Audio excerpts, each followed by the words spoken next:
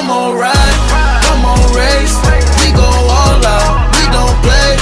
One more ride, one more way. We don't slow down, ain't no breaks. I'ma go off. What's going on, guys? We're here in this interview today with Cayden Cox. So, Cayden, if you would just like to give just a little introduction about yourself. Hey, what's up, guys? As you already heard, I'm Cayden Cox, world champion 2018. A couple-time medalist. At the Rio Olympics 2016 and the World Championships 2017. Won a couple national titles, and excited to be here doing this podcast with Cayden. I'm actually a fan. I've watched a couple of his YouTube videos, both of him wrestling and some of his more comical videos. So it's pretty cool for me to be on the show for sure. Awesome. Thank you so much. So I first like to start it off back to the very beginning. So when did you first start wrestling? I started wrestling when I was 4 in Columbia, Missouri, which is actually kind of weird because a lot of people think that I'm from California. Yeah. I've gotten that a couple times, which is weird. I don't know why.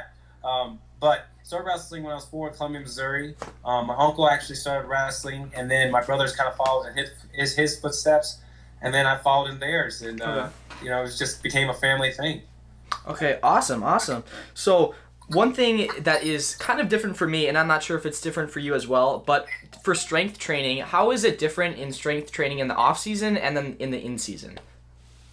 Well, I think that strength training in the off season is where you make your big gains. Obviously, I mean, I feel like that's where you really push it, trying to gain strength, gain muscle, and then as you transition to, and I think that even at the beginning of the season, you may still do it a little bit, not as often. May still do it a little bit, but as the season goes on, it's more about maintaining that strength and that muscle, and making sure that you're still able to fire off just as quickly, able to push off just as much weight, and making sure that your body is still able to produce as much power as you were doing before. Because especially in college seasons, I should say, in college season you're going week in and week out, so you really have to keep that in mind, and really pay attention to that. And your coaches, your strength coaches will know, what to do or how to do that. And you also got to pay attention to your body as well, and understand, I need to do this a little heavier, or I need to do this a little lighter. Knowing when to pull back is just as important as knowing when to push yourself. Absolutely, for sure. And so would you recommend, what would you recommend, let's say, for strength training? Do you do a lot of benches and stuff? Do you do any calisthenics, or how is that looking for you? So for me, I don't do a lot of bench press. I think I focus on a lot, and I give a ton of credit to my training coach here at OTC, Mason. He does a great job. We focus on, I'm trying to remember what the word is because he knows all this stuff. But basically, on if you do a rep and you go down real slow, hold it for a 5-second count, and it really focuses on building muscle, but also having muscle stamina. Being able to also we work on a lot on circuits. Okay. So, and then after the circuit, we go into a main lift, it might be a push press, and being able to explode even while we may be breathing. And everything's also timed. So we time things. So you only get a 30-second break, and then you're on here, and you need to be able to explode and go at it. And those are kind of focusing on times in the match where you are, sometimes not a lot of things are happening, but you're holding position. But then all right, now we got to go. We got 30 seconds left in this period. I want to get a takedown, or whatnot. So we focus a lot on that because that's kind of how we wrestle. We wrestle in spurts, and everyone wrestles in spurts. I haven't met anyone that just goes 100% the whole time. Yeah. So that's kind of what we focus on, even in the weight room, and we try to simulate that in everything we do. Weight room, conditioning, whatever it is. So throughout your whole career, I'm sure you had great coaches, great practice partners. What makes a great coach or a great practice partner? Because that's one of the main things that I'm sure that I contribute my success to is that my coaches and teammates. So how is that for you? I think everyone wants somebody that believes in them. You have to have somebody that believes in you. Everyone wants someone that believes in them, that can encourage them in the right ways. Sure. And really, I think it's a two-way street that you both have to build this relationship. It's kind of like a really relationship like no other, where it's kind of you have to be able, it shouldn't just be like a coach and an athlete. There has to be a blend of the people, and not just the label. Yeah. And so I think that's really big and really important. As far as a practice partner goes, I think it's the same thing. But I think that practice partner isn't just somebody that you can drill with. It's someone that you can talk to, connect with. I think a prime example of that is Kyle Snyder and I. when we drill together, Mm-hmm. like I think some coaches might get mad. We talk more than we drill. Oh, really? Like, we talk about the positions and what we're doing and what we see and what we feel, Yeah. and then we drill, and it actually makes the drills better. Sure. To actually do that, because you're figuring things out. It can't be where, and even this is the same thing with coaching too. It can't be just someone shows you something and you go out and do it, because we all do things differently. Mm-hmm. So you need to be able to build and evolve it and make it work with your style and flow. Yeah. So you need to be able to do that. You also need a partner that also, everyone needs to work with, a couple times rolling with somebody, because it's different every year. I've gone with partners, and the first time I go with them, I'm like, oh my gosh, this dude is stiff as a board. Yeah. And you gotta kind of tell them, like, hey, relax here, let's flow, let's figure this out. And then so you gotta figure things out. But I contribute a lot of success to those people. Like, as much as this is an individual sport, when you step in the circle, I mean, what prepares you to allow you to step into that circle with confidence and with the belief in what you're about to do are your practice partners and your coaches. Absolutely. Yeah, that's some really good advice, actually. So, So once you're done here with like your wrestling, what is your future plans? Like, do you want to go into like the MMA, or like, kind of what's your thoughts on that? I don't want to fight, man. You don't want to fight? No, not fight. Just no. I like my face the way that it is. Yeah, like, for sure. Like, it's not the best thing in the world, but it's something that I enjoy. Yeah. How it is.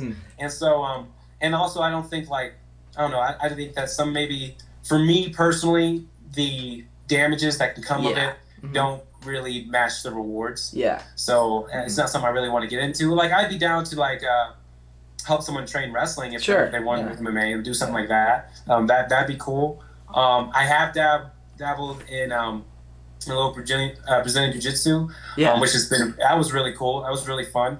So doing stuff like that, wouldn't have a problem with. Afterwards, for me, I do know this is very specific. I want to be a creative writing teacher. I want to teach people how to write. That's awesome. I believe that, and I know, especially, I've been told that's a huge pay cut on from what I'm doing. Probably. I think it's necessary. I think it's something I want to show people.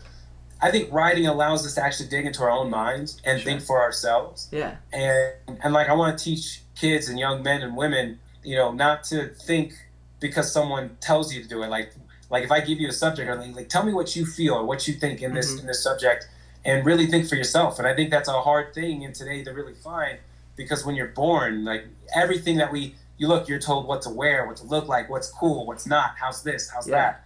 So I think that I really want to help the youth grow to come to understand themselves and learn about themselves. Because it's funny, because we tell kids all the time, like, be yourself, but we tell them that in a world that's told them how to be. Yeah. So how can you tell them to be something that they never really explored? Sure. And I think writing gives you an avenue to actually sit down and dig into your own thoughts and really think about it and learn and about who you are. And so that's something I really want to do, and really spread around the world. Yeah. Not just to a classroom, and help people figure out who they are. Yeah, that's actually really interesting. So you actually are a guitarist, right? If I'm right on that. You play guitar. And then also you've been kind of in the sign language. You've been posting videos on that. So how do you get into like the sign language, and kind of like, what does that mean for you? So it means a lot to me. Honestly, it was my sophomore year. So for people that don't know, my sophomore year, I actually started losing hearing in my left ear, and it progressively got worse. And I actually was told to. I was actually enrolled in ASL classes with a teacher who was very inspirational to me. That being Stephanie Logan, because she lost her hearing at 23, and so for me, like, that was a huge just being like, I don't even understand how you can kind of function like that. You lose your hearing at 23 or something like that. And so, like, having someone who's been through that, or been through what I've been going through, and in the process of losing my hearing, that was a huge. It was kind of uplifting, and I think at first I was afraid. I was very fearful, because I'm musical, and like I know the world for what it is, for the noises and the sounds. Sure. This is how I've lived my whole life. Yeah. So that's something that was very, how do I say, hard to overcome. But I had her, I had Hayden Crystal, I had another friend, Laura, there, that helped me to actually learn signs faster Sure. and sign with me outside of class. So I picked it up because it was serious for me. Like I'm like I want to figure this out. Yeah. And then as time went on, I lost my fear because then I got connected with the Fulton School of the Deaf in Missouri, and then and it was really something that was I got to embrace the world that I never probably would have embraced before. Yeah. Or gotten to experience before, and it really helped me with how they how they lived and how cheerful they were and how they were so expressive and living their life. That it allowed me to kind of lose my fear of it. Mm-hmm. Especially knowing that no matter what happens, I can communicate with somebody and when I need to. Sure. And actually now, being out here in Colorado, I've connected now with the Colorado School of the Deaf and Blind, and gotten to meet their wrestling team, Okay. and gotten to hang out and bring other people to experience that from the OTC as well. And I'm looking to just bring two worlds together because I like knowing what this connection has done for me, Mm-hmm. and it's something I want to share, and I want everyone else to get to experience. So that's why I share the signs with everyone else, and it's really become a really awesome part of my life. Yeah. And it's something that just took away a fear for me, so then I lost the hearing in my left ear. I lost about like 35 decibels in my right. Like it was something that was a tough time, and so now like getting to share it and give back is awesome. Yeah. A lot of people actually ask me, like the only thing I struggle with really right now, as far as when it comes to my hearing, like obviously I struggle to hear stuff. Yeah. But like it's like volume control. So I'll end up yelling, like not yelling, but my volume is a lot louder. Sure. And sometimes my girlfriend's just like, hey, you don't like she'll be like looking at me and just be like, calm down. That's right? funny. Don't have to scream. Yeah. But like I feel like I have to. Yeah, that's true. So throughout, like, all wrestlers have to deal with at least some type of adversity, and I'm sure this was adversity in your life. How have you like kind of overcome these and been like a better person and like better wrestler? Like, have you used this in your wrestling kind of as like motivation? I don't know if it's been really motivating for me as wrestling, Matt. Okay. I think that with my life, and I've had a lot of trials in my life, and I think that the thing that we have to do is learn how we want to deal with it, Mm-hmm. but how do we want to grow from it. Okay. So for me in this experience, I got to experience something that was amazing. Mm-hmm. And the way that I want to grow from is I want other people to experience it as well. And I want to show also, I think for me, like now I can, gives me another group of people that I can represent, Mm-hmm. and that I can inspire, like maybe one day we have the first fully deaf, 4-time national champion or an Olympian. Like we have that, right? So Mm-hmm. it allows another door to be open. Where one door closes, another door opens. So this is what I'm trying to do. Yeah. And so it's been really cool to like, I guess, get to kind of be an advocate for anyone that's watching, and I look to continue to do that in any aspect of my life. Mm-hmm. Wow. Yeah, that's awesome, man. Okay, so what do you think your best advice for like a wrestler would be? Like if someone wants to go, to the World Championships or like the Olympic Games, what would you suggest for them? Well, I think one is to be serious with yourself. Like if you're willing to make that commitment, like, because it's not easy what we do. Mm-hmm. And even though we only may wrestle, 6 times a year, especially when you get to the senior level, we train day in and day out. And so, like, is it something that you're really willing to put your heart and soul to in everything that you're doing? So be honest with yourself. I think the next step is to make sure you got people around you who are willing to put just as much effort that you're going to put in to what you're trying to do. Mm-hmm. And make sure you have those around you as far as partners, coaches. I mean, that's the same thing, having a belief system, a support system, and going out there and taking care of business. Mm-hmm. I would also say that as you make a transition, is to don't think of it as you're not relearning how to wrestle. I think some people think of it as like, I'm just relearning how to wrestle all over. It's a different style. Mm-hmm. And there are some differences. But like, don't let that deter you or make you lose faith in what you already know or what you can do. Mm-hmm. You already do a lot of good things, and folk style and freestyle aren't too far apart to be able to still have the confidence to go and do what you do, which we've seen in these years to come, where college Yeah. guys come out of the woodwork and they're ready to hit up the senior stage, and they're is still in college and stuff. So Yeah. I mean, we're seeing that right now. So I think that's a big thing.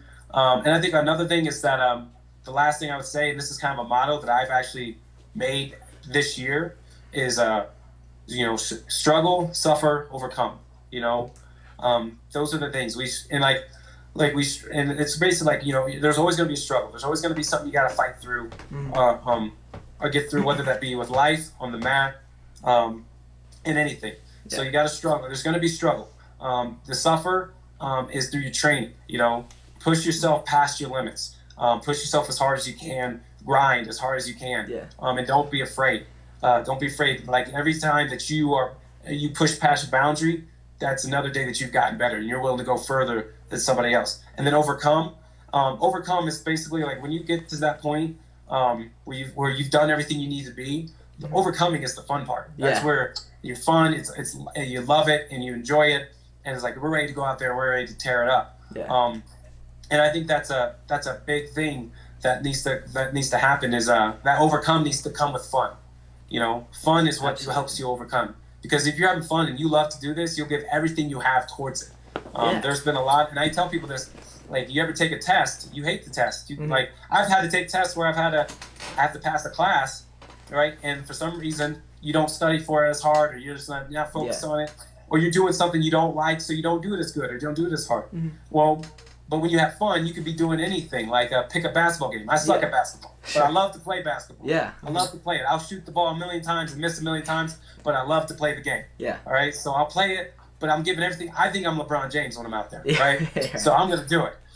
But I'll give everything I have towards this game that means nothing. It's just a pick-up basketball game. It means nothing, but I'm giving my heart and soul towards it. So have fun, love it, overcome. And those are the big things for me.